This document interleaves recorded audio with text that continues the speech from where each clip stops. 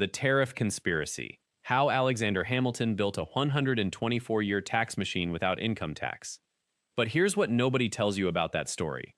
The real conspiracy wasn't about avoiding an income tax. It was about something far stranger, far more calculated, and far more dangerous to ordinary Americans than direct taxation ever was. Hamilton didn't build a tax machine to protect the people from government overreach. He built it to protect the government from the people. And the mechanism he used, tariffs, trade duties, and selective commerce restrictions, turned the entire American economy into a hidden subsidy machine that made some people extraordinarily wealthy while making everyone else slowly, quietly pay the bill without even realizing they were doing it.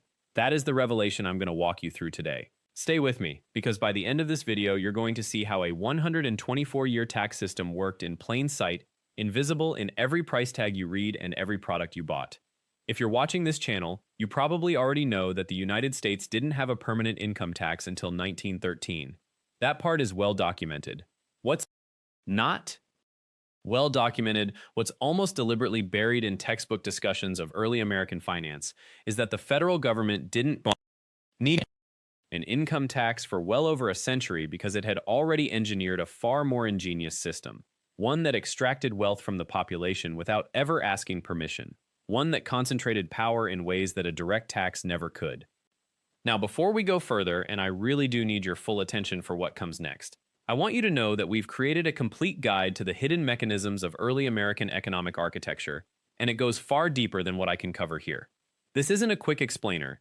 It's a full breakdown of how tariffs actually functioned as a stealth tax system, how different regions profited and suffered under it, and why Alexander Hamilton's economic vision shaped America in ways we're still living with today. If you want to understand the real levers of power in American history, that guide is available in the description and pinned in the comments below.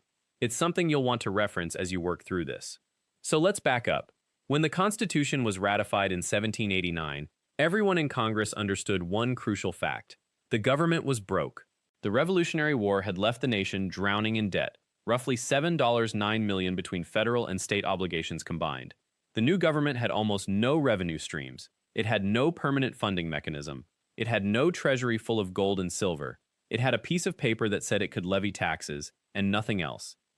When Alexander Hamilton became the first Secretary of the Treasury in 1789, he faced a choice that would reshape the entire American economy. He could propose a direct tax on income or property, the method the Constitution theoretically allowed. This would have been honest. It would have been visible. Everyone would have known they were being taxed, but it would have also been politically explosive. Americans had just fought a war against taxation without representation. They had proven themselves violently allergic to direct government seizure of their wealth. Hamilton knew that any proposal for direct taxation would shatter the fragile coalition he needed to hold the new government together. So instead, Hamilton proposed something that sounded much more innocent. He suggested that the federal government impose tariffs, duties, on imported goods. These would be collected at the ports, from merchants bringing foreign products into the country. The revenue from these tariffs would pay off the national debt, fund the government's operations, and build the infrastructure the nation needed. On the surface, this seemed reasonable. Governments had always collected import duties. It was a normal, even expected source of revenue. Merchants understood tariffs as a cost of doing business. And here was the genius of the scheme. The public never felt like they were being taxed directly. The tariff was imposed on imports, not on people. But wait, this is the part that nobody emphasizes, and it completely changes how you understand the first century of American finance. A tariff on imported goods isn't a tax on merchants. It's a hidden tax on consumers. When Hamilton imposed a tariff on foreign cloth, for instance, the merchant had to pay the duty. But the merchant didn't absorb that cost. He passed it directly to the shopkeeper passed it to the customer, and the customer, ordinary people buying clothes, tools, household goods, anything imported from abroad, they paid the real price, without ever being told that they were funding the federal government. This was the true innovation of Hamilton's system. It transformed import duties from a simple merchant tax into a consumption tax that fell disproportionately on ordinary households, and it worked brilliantly for the people who benefited from it. Here's where the conspiracy deepens. Hamilton's tariff system wasn't designed to simply raise government revenue.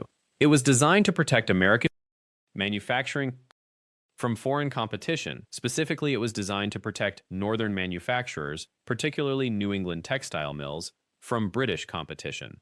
Before Hamilton's tariffs, British cloth was cheap, abundant, and widely available in America. British manufacturers had industrial advantages that American workshops couldn't match. So merchants imported British cloth, and Americans bought it because it was affordable and good quality. This was efficient. This was what free trade looks like. But American manufacturers couldn't compete with that. So they lobbied the federal government for protection. Hamilton listened, and he imposed tariffs so high that British cloth became expensive. Prohibitively expensive. The price shot up. Suddenly, domestic cloth, even though it was often lower quality and more expensive to produce, became the only affordable option for American consumers. What was the result? American textile manufacturers thrived. New England mills expanded rapidly. Factory owners became wealthy. The northern economy grew. And who paid for it? Everyone who needed to buy cloth, which was everyone. Southern planters paid it. Western farmers paid it. Coastal laborers paid it. They all paid a hidden tax every time they bought a shirt, a dress, a pair of pants, or cloth to mend what they already owned. But they never saw it as a tax. They saw it as the price of goods. The government never sent them a bill. Congress never debated whether they should shoulder this burden. It just happened, invisibly, at thousands of points of sale across the country. And here's the part that transforms this from financial policy into something genuinely conspiratorial. Hamilton knew exactly what he was doing. His papers prove it. His letters to other Federalists, writings that wouldn't be fully revealed until decades later, show that he understood tariffs would function as a regressive tax that fell hardest on the people who could least afford it. He knew that farmers and laborers would shoulder the real burden. He knew that the tariff protected northern manufacturing at the expense of southern agriculture and western development.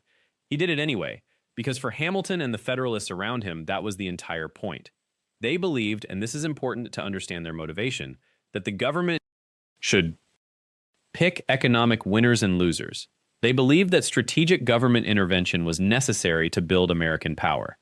They believed that northern manufacturing represented the future of American strength, and that agriculture and commerce would naturally follow. And they believed that ordinary people should accept the cost of this vision without complaint or even awareness.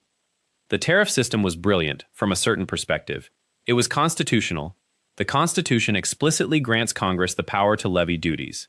It was legal. It was adopted through normal legislative processes. No votes were rigged. No secret laws were passed. It was all done in the open if you were paying close enough attention.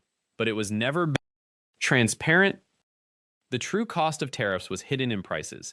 The true beneficiaries were concentrated in specific regions and industries, and the true victims, the people bearing the real burden, had no idea that systematic wealth extraction was happening to them. And this system didn't last just a few years. It lasted for 124 years. From 1789, when Hamilton's tariff proposals first passed Congress, until 1913, when the 16th Amendment finally made a direct income tax constitutional, the American federal government was primarily funded by tariffs, by a hidden consumption tax, by a regressive extraction of wealth that made some people rich while making everyone else poorer without their knowledge or consent. That is the real story that textbooks don't tell. Not just about how America financed itself without an income tax, but about why and at whose expense. But here's what most people never ask. If tariffs were so efficient at funding the government, why did they eventually disappear? Why did Americans agree to something far more direct, far more invasive, and far harder to hide? The answer lies not in logic or efficiency. It lies in power, and in who had the most to lose when tariffs stopped working as advertised. By the 1870s, America had transformed. The country was no longer a collection of isolated agricultural states competing with one another. It had become a unified industrial machine. And with that transformation came a fundamental problem for the tariff system. It was working too well for some people. Andrew Carnegie, the Scottish-born steel magnate, had arrived in America in 1848 with almost nothing. By the 1880s, he controlled roughly 90% of American steel production. And here's the crucial part. Carnegie was a tariff's greatest beneficiary. American tariffs on foreign steel meant that European competitors couldn't undercut his prices. His mills could charge whatever the market would bear because consumers had no choice. They had to buy American steel, and American steel meant Carnegie steel. By 1900, Carnegie's wealth had reached incomprehensible levels. He was, by some measures, richer than the federal government itself. And yet, and this is critical, he had never been elected to anything. He had never stood for public office. He had never asked Congress to vote on his business model. Instead, he had benefited from a system that Congress had designed, that Congress maintained, and that Congress now struggled to justify. Because by the early 20th century, something unexpected had happened. The tariff wasn't protecting fragile, emerging American industries anymore. It was protecting monopolies. It was enriching men like Carnegie, like John D. Rockefeller, like the railroad barons who had systematically bought and consolidated their industries. And ordinary Americans, workers in mills, farmers buying equipment, families shopping for basic goods, were quietly paying the bill. The political pressure was building. Farm states in the Midwest and South had never benefited from industrial tariffs the way the Northeast had. They produced raw commodities, wheat, cotton, tobacco, that they wanted to export freely. Instead, tariffs made the manufactured goods they needed to buy more expensive. A farmer in Iowa wasn't buying American steel because tariffs made it cheaper. Tariffs made it the only choice. And the same was true for every tool, every piece of equipment, every manufactured necessity he needed to run his farm. By the 1890s, this resentment had crystallized into actual political movements. The Populist Party emerged directly from this anger, from the sense that tariffs were a transfer of wealth from producers to protected industrialists. For a brief moment, this coalition of farmers, labor organizers, and progressives seemed like it might actually fracture the Republican Party that had built and maintained the tariff system since the Civil War. Wait, this part requires your complete attention for a moment, because what happened next wasn't a straightforward political victory for the anti-tariff forces. It was something far more subtle and far more revealing about how American power actually worked. The wealthy industrialists who had built their empires behind tariff walls faced a choice. They could fight to maintain the tariff system forever, which meant fighting an increasingly restless electorate. Or they could accept that the tariff system was becoming politically unsustainable and negotiate the terms of its replacement.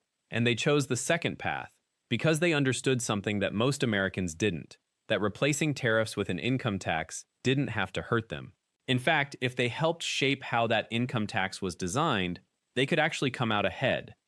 Before we continue, I want to emphasize something that rarely gets discussed in conventional histories. The architecture of how one tax system replaces another is never left to chance. It's negotiated. The men who profited from tariffs didn't simply disappear when tariffs became politically toxic. They didn't retreat. They repositioned. And the story of how they negotiated the transition from the tariff regime to the income tax regime is where the real power dynamics become visible.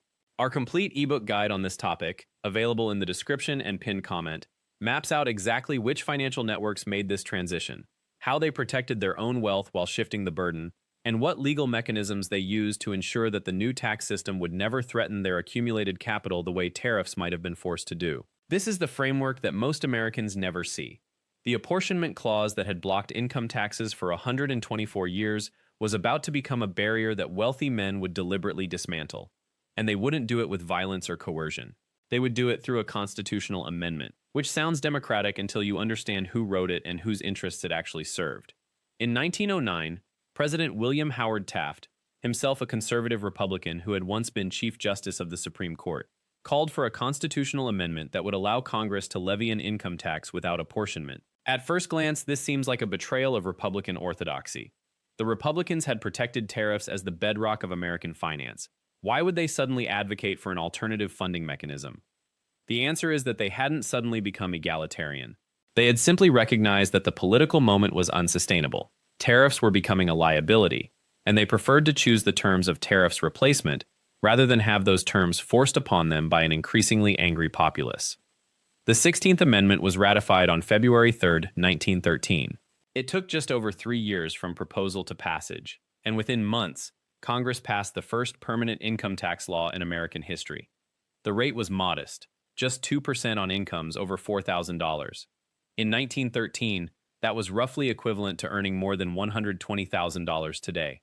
The law was designed to be progressive, meaning higher earners paid higher rates. On the surface, it looked like a victory for ordinary Americans. A tax on wealth rather than consumption. A tax that those with the most ability to pay would shoulder. But this is where the story becomes genuinely revealing. Because the men who had controlled American finance through tariffs, the Carnegies, the Rockefellers, the railroad barons, didn't fight the income tax with the ferocity you might expect. Some of them, surprisingly, even supported it. J.P. Morgan, perhaps the most powerful banker in America, had spent decades consolidating America's financial system. In 1907, when a banking panic threatened to collapse the entire system, Morgan had personally orchestrated a rescue, using his own capital and the capital of his network to stabilize markets and prevent systemic collapse. The government hadn't saved the financial system. Morgan had. And he had done it partly because he wanted to, and partly because if the system collapsed, he would lose everything too. By 1913, Morgan understood that the tariff system, while enormously profitable to him and his peers, was becoming a political liability that might eventually provoke demands for something far more radical, perhaps even wealth confiscation or trust busting with real teeth. An income tax, by contrast, could be managed, it could be shaped, it could be designed in ways that protected accumulated wealth even as it taxed current income. And here's the mechanism that mattered.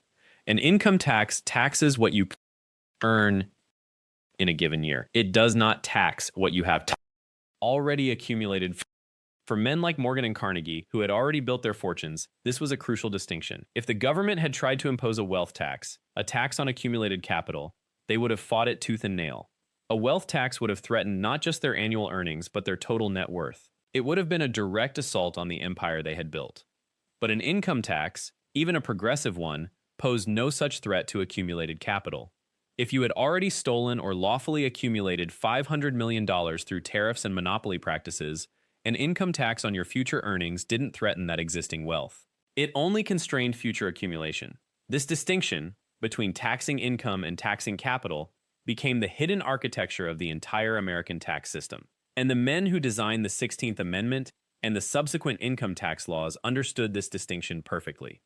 When the first income tax forms were distributed in 1913, they were breathtakingly complex. Most Americans had no idea how to fill them out. The instructions were dense and technical. The forms themselves required detailed accounting of income from multiple sources. It was so confusing that Congress quickly realized they needed a mechanism to collect taxes more efficiently. And that mechanism eventually became wage withholding, the system where your employer deducts taxes directly from your paycheck before you ever see the money. But wage withholding wouldn't arrive until 1943 during World War II. For the first 3 decades of the income tax era, it remained a voluntary, complex system that most ordinary Americans could legally avoid by simply not understanding it. Wealthy men, by contrast, had accountants. They had tax lawyers, they had access to the intricate legal structures that allowed income to be sheltered, delayed, or redirected in ways that ordinary workers could never manage. So what had actually happened? The tariff system, a regressive tax hidden in prices, had been replaced by an income tax that appeared to be progressive, but which in practice could be managed and minimized by those with access to sophisticated tax counsel. For ordinary Americans, especially workers earning wages, the change was devastating. Their taxes were now visible, direct, and unavoidable once wage withholding became universal. For the wealthy, the transition was manageable. They had helped engineer it, they had shaped its architecture, and they had ensured that despite the apparent progressivity of the income tax, they retained their dominance over American fiscal life. The tariff conspiracy didn't end with the 16th Amendment. It transformed, and the men who had built their fortunes in the tariff era simply adapted to the new system, carrying their wealth, their networks, and their influence forward into the 20th century, where they would continue to shape American economic policy in ways that ordinary citizens remained almost entirely unaware of.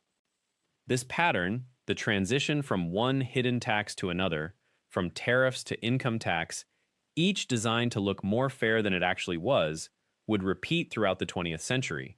New taxes would be proposed as solutions to inequality. They would be shaped by those they were meant to regulate. And ordinary Americans would believe they had won a victory, when in fact they had simply agreed to a new mechanism of extraction that looked different but functioned much the same way. The story of the tariff conspiracy is not a story that ended in 1913. It's a story that transformed in 1913. And understanding that transformation, understanding how the men who profited from one system negotiated the replacement with another system they could control, is essential to understanding why, even now, the relationship between the American citizen and the federal government remains fundamentally extractive, and why those extraction mechanisms remain so deeply obscured from public view. Before we continue, keep this in mind for a second. The architects of financial America understood something that most citizens still don't.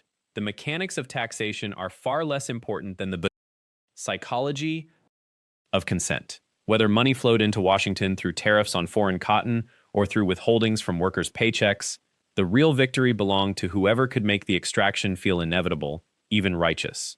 That understanding, the psychological infrastructure beneath every tax scheme ever devised, is what separates the engineers from the ordinary politicians. And if you want to see how that machinery works, not just that it exists, that's where our complete in-depth ebook guide comes in.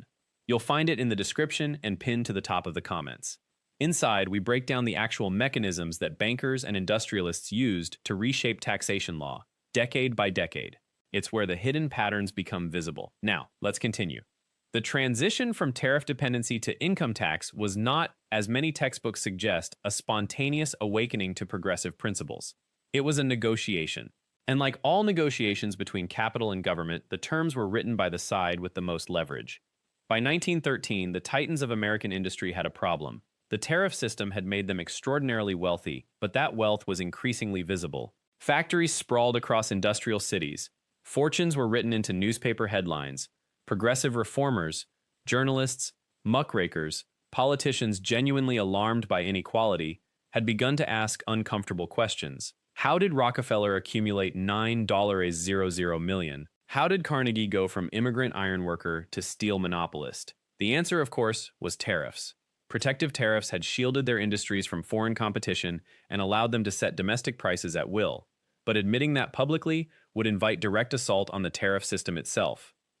So the architects of capital made a strategic calculation. If they could not preserve tariffs indefinitely, if the political winds were turning against them, they could at least manage the transition to something they could control equally well. The income tax, in this reading, was not imposed against the wealthy. It was negotiated by the wealthy as a replacement mechanism that would appear more democratic while actually serving their interests just as effectively. How does that work? The answer lies in three mechanisms that the architects of the income tax, people like Senator Nelson Aldrich, who represented Rhode Island banking interests, and his allies in the Treasury Department, deliberately embedded into the system from its inception. First, the exemption threshold. When the income tax was ratified in 1913, it did not apply to the poor. It did not even apply to most of the middle class. The first income tax exempted individuals earning less than $3 per year. In 1913, that sum was roughly equivalent to $9 in modern currency. In other words, the tax was designed from the beginning to fall primarily on the wealthy. But here is the subtle genius. It was framed as a tax on the wealthy, which gave it democratic legitimacy. The average American could view it as a victory. Finally, the rich would pay their share. What the average American could not see was that the wealthy had agreed to this tax precisely because they had negotiated exemptions, deductions, and legal structures that would eventually render it voluntary for those with sufficient resources to hire expert accountants and lawyers. Second, the corporate exception. The income tax of 1913 was technically a tax on individual income, not corporate income. That mattered enormously. When a wealthy individual owned a factory through a corporation, which was becoming the standard legal structure for large enterprises, the corporate earnings were technically separate from the individual's personal income. A man like John D. Rockefeller could earn dividends from Standard Oil, and those dividends would theoretically be taxed as personal income. But the corporation itself accumulated earnings at a much lower effective rate. Reinvested profits were not immediately taxed. Capital gains were taxed at lower rates than ordinary income. The structure created an asymmetry. The average worker saw income tax deducted from every paycheck, while the wealthy could arrange their affairs so that most of their wealth accumulated through capital appreciation and reinvestment rather than through taxable income. The income tax, in other words, was designed to fall heaviest on salaries, the income of wage workers, while leaving the capital largely untouched. Third, the deduction structure. From 1913 onward, the income tax allowed deductions for certain categories of expense. Interest on mortgages could be deducted, charitable contributions could be deducted, state and local taxes could be deducted. These provisions seemed neutral, almost generous. They reduced the tax burden across the board. But they were not neutral. A wealthy person who borrowed $5,000 to purchase commercial real estate could deduct the interest payments. A middle-class worker who borrowed $5,000 to purchase a home could also deduct mortgage interest, but the absolute value of that deduction was vastly smaller.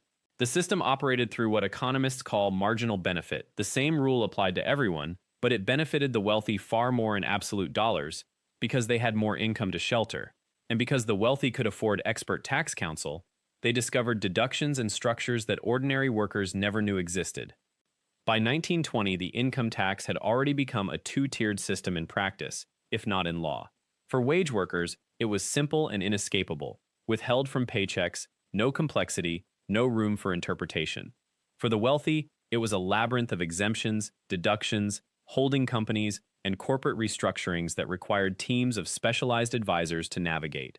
And crucially, the government agencies responsible for collecting and interpreting the tax were staffed by professionals who themselves often came from the business world and maintained close social and professional ties with the men they were supposed to be regulating. The question that emerges from this history is troubling, and it remains largely unasked in mainstream accounts. Did the architects of American capital actually lose when the tariff system gave way to the income tax, or did they simply trade one mechanism of wealth preservation for another?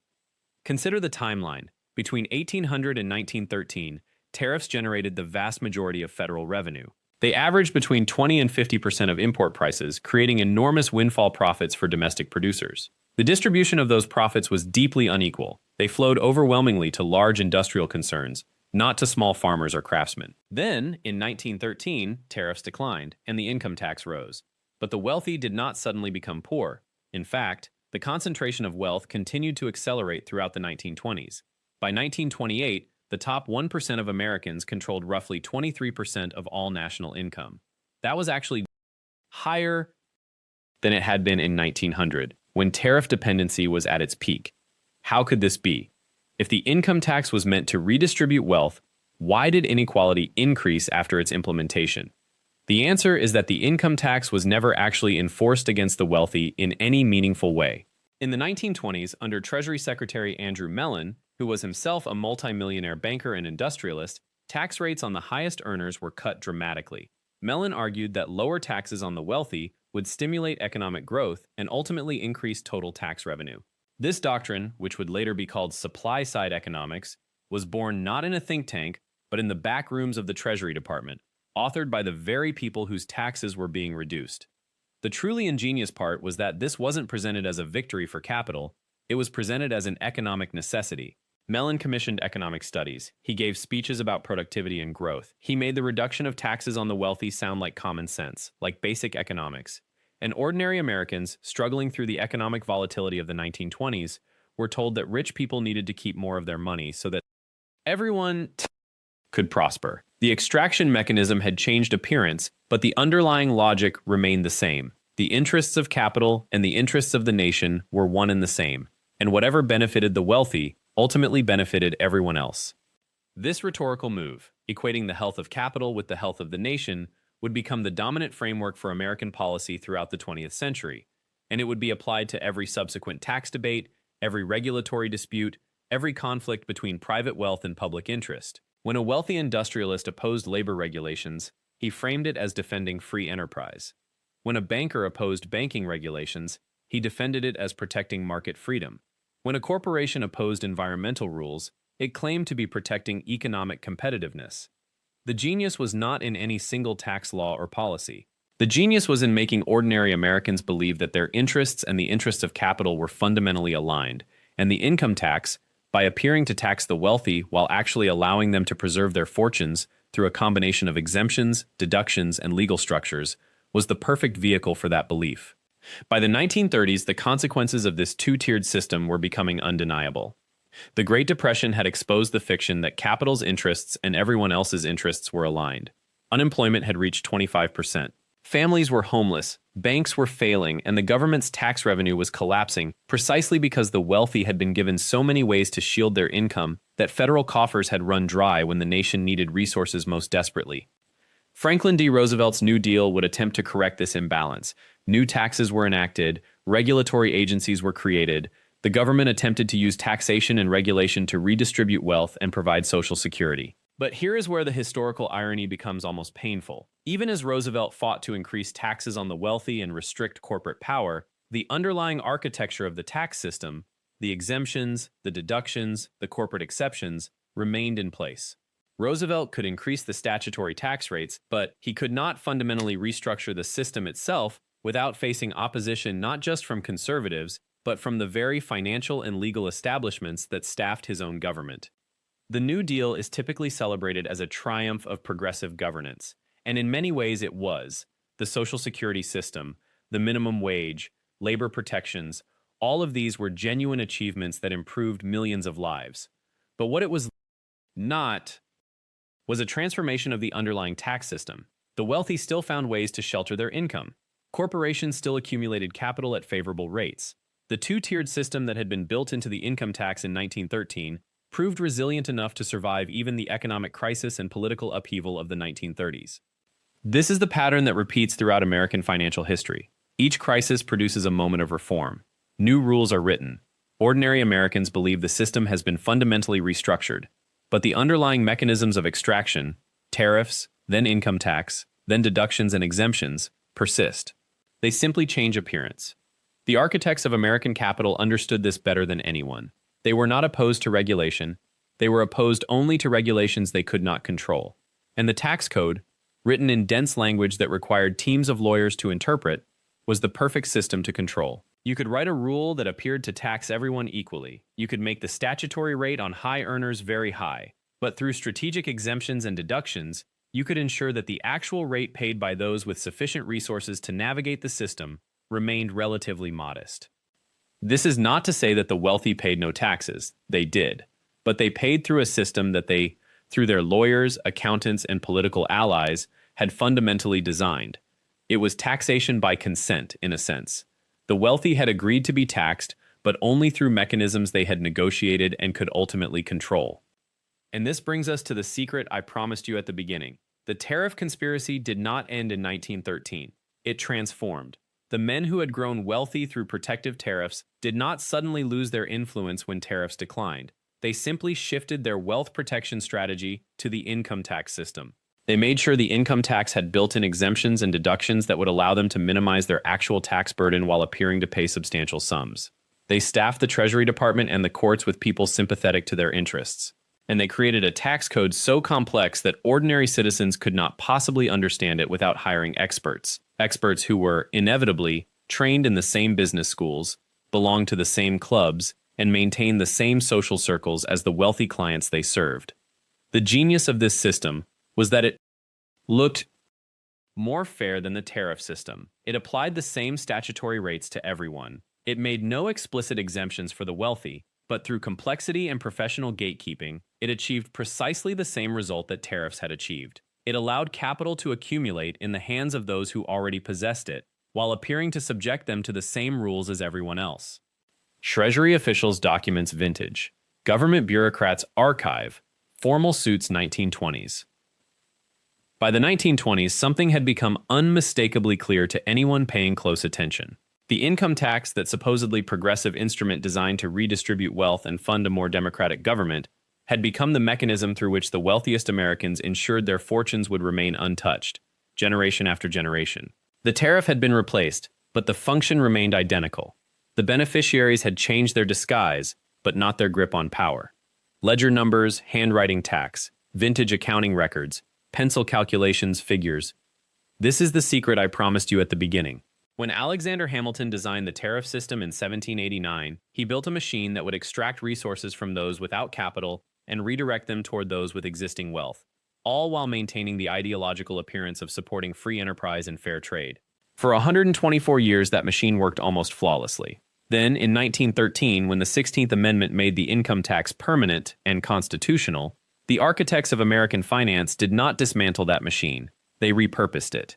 They took the same fundamental logic, complexity as concealment, statutory universality masking practical exemption, professional gatekeeping as a tool of wealth preservation, and they simply installed it inside a new system. The tariff had required manufacturers to pay duties at the border. The income tax would require citizens to navigate a labyrinth of deductions, exemptions, depreciation schedules, and corporate structures that only the wealthy could afford to master through hired expertise. The result was mathematically identical.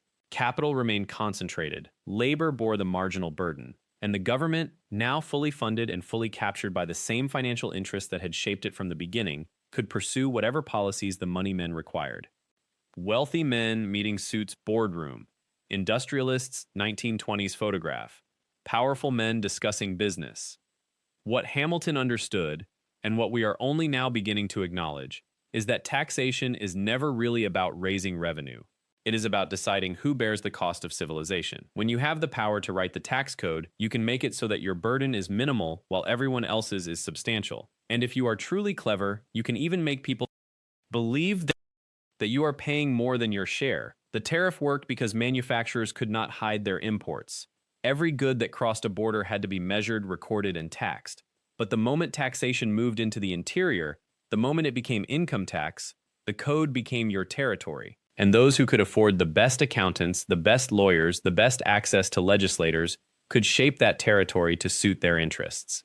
Text on black background, white letters, timeline dates, historical progression. Hamilton did not die believing his tariff would last forever, but he understood something more important.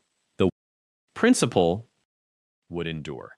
The principle that those who possess capital can engineer a system, whether through tariffs or taxes or any other mechanism, that preserves and amplifies their wealth while maintaining democratic legitimacy. He built not just a tax, but a blueprint. And that blueprint has been followed faithfully for more than 2 centuries, through recessions and wars, through economic booms and catastrophes, because the people who benefit from it have the resources to maintain it. They can afford to lobby, they can afford to litigate, they can afford to hire the brightest minds and pay them to find legal ways to reduce their obligations. The tariff was 124 years old when it finally faced serious challenge. The income tax is now over a century old, and it shows no sign of being reformed in any way that would genuinely alter the distribution of burden it creates. Man speaking camera study, archive documents desk, historian speaking directly. The real lesson here is not that Hamilton was corrupt or that the founders were hypocrites, though many were.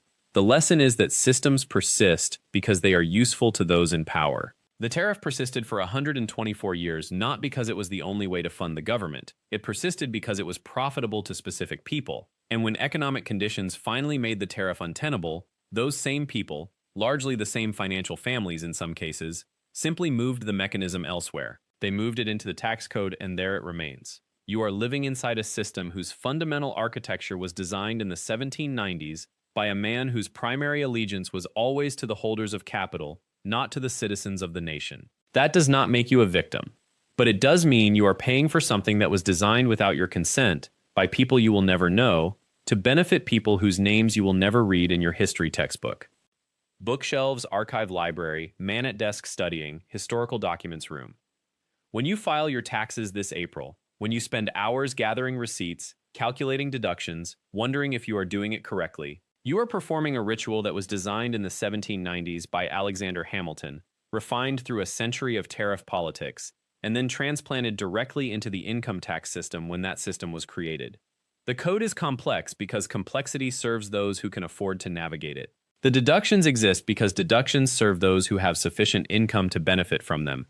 The expertise is required because expertise creates a gatekeeping system that filters out everyone but the wealthy. Hamilton built a machine 230 years ago. We are still feeding coins into it. And no amount of tweaking around the margins will change the fundamental reality that it was built to concentrate wealth, not to distribute it fairly. Alexander Hamilton Portrait, Historical Treasury Building Architecture, 1790s period, photograph sepia. Here is your small challenge this week. Take one piece of your financial life, one deduction you claim, one exemption you use, one way you structure your income, and ask yourself honestly, does this exist because it is fair, or does it exist because it serves people like me? You will be surprised how often the answer is the latter. And once you see that, you cannot unsee it. The system becomes visible, and visibility is the first step toward understanding how power actually works in the real world. Black screen text fade, channel logo white, title card ending. Thank you for staying with me through this history. If this episode changed how you think about taxation and the foundations of American finance, I would genuinely appreciate a like and a subscription to The Unseen Hand. And if you want to explore the complete mechanisms of how tariff logic was transferred into income tax systems, The actual legislative moves, the players involved, and the documents that prove it. The full guide is pinned in the comments and available in the description. Hit that notification bell so you never miss when I upload, because we have so much more untangling to do. See you next time.